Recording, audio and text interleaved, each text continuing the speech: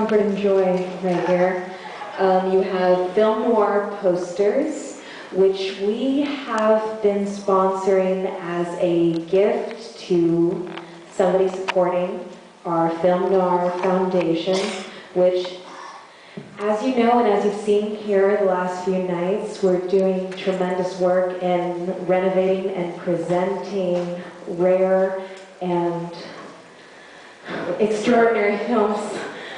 Yes, exactly. Extraordinary films. So thank you again for your support, and now more than ever we need these movies, so thank you for your continued enthusiasm in coming out. And the winner of this beautiful coffee table bedtime story collection is Jim Drake. Jim Drake was the, we did a thing where, come on up and get your prize.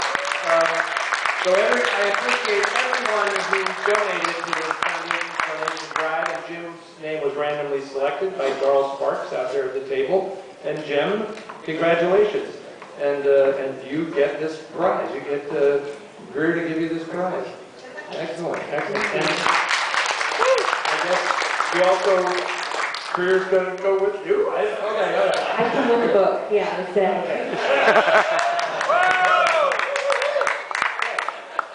Okay, very quickly, obviously the hardcore has stayed because a lot of people came just for the killing, and they're like, they didn't want to read subtitles in the next movie, right? I guess that must be it. But one of the great things about doing this is that I'm able to introduce movies that aren't commonly known to people, which I'm going to do in a moment. But first, because that was such an awesome screening of The Killing, with so many people who hadn't seen it before, and the audience was so into it, and the reaction was so great. I beg your indulgence so I can tell you two quick stories. Obviously, a lot of you who knew the film when I introduced it and talked about the cast, you were saying, why didn't he mention Timothy Carey? Right? So, because I'm saving it, because the people who don't know Tim Carey and don't know that he is one of the strangest human beings to ever live, it's better to like experience him for the first time just cold. And, oh, you Tim, whatever you say. He is one of the weirdest people ever. And a friend, and somebody asked me in the lobby, did you ever get to meet Timothy Carey? If you don't know, he's the guy who played Nicky Arano, the sharpshooter, who dies in the film. A friend of mine went down to Southern California to meet him. He had a long career, which in itself was kind of miraculous, because everybody who worked with him kind of hated him. He was that guy you saw on the street, right? He really was like that. And Elia Kazan stabbed him with a ballpoint pen when they were making East of Eden, right? He's with Brando in The Wild One, and Brando's like, this guy is really weird. But Kubrick liked what he did because he cast him again in Paths of Glory, and John Cassavetes, he almost became like a member of the Cassavetes stock company at one point. And it was at that time, in the early 1970s, that a friend of mine in Los Angeles went to meet Timothy Carey, and he went to his house. He lived out in the valley. He was also a filmmaker. He's made some of the weirdest movies ever made, especially one called The World's Greatest Sinner.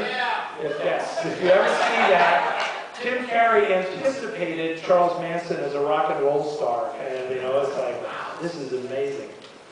Anyway, so he goes to Carey's house, and he knocks on the door, and there's a little, like a mudroom at the back of the house, and he goes in, and Carey is on the other side, and he throws this suit into the room and says, before you come in, you gotta put on the suit. And so my buddy puts on this big, like, heavy, padded suit, this big white padded suit, right? And then he introduces him, or he invites him to come in, and then he leads him out in the backyard and opens the door and puts him out in the backyard where a huge attack dog jumps on him and knocks him to the ground and starts tearing at the thing. And Carey stands there laughing and says, don't take it personal. He just hates that suit.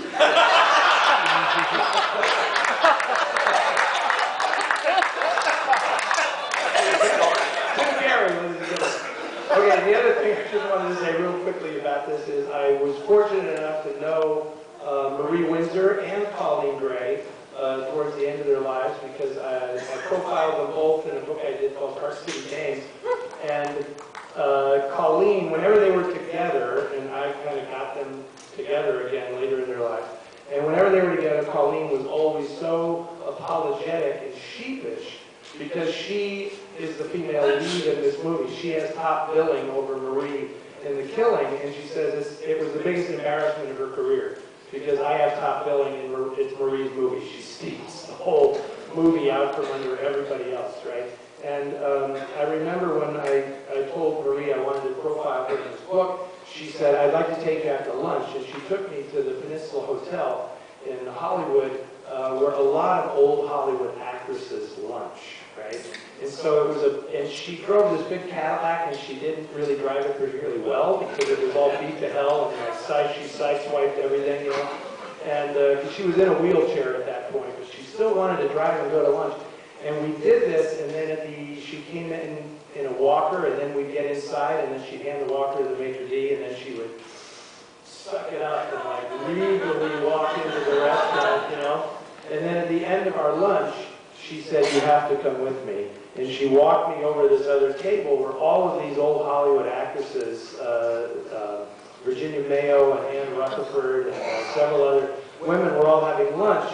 And they're like, oh, hello, Marie. How are you, Marie? And she goes, oh, I'm fine, ladies, and I'd like you to meet Eddie, my biographer.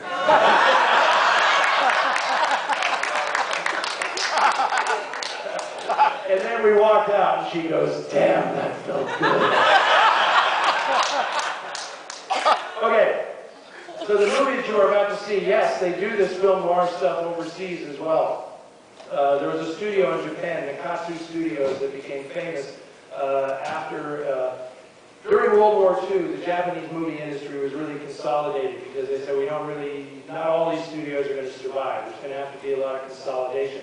And Nikatsu was just barely managed to survive. In the 1950s, after the war, it assumed a prominent niche in Japanese culture because it did a lot of juvenile delinquent films, and then started specializing in crime films.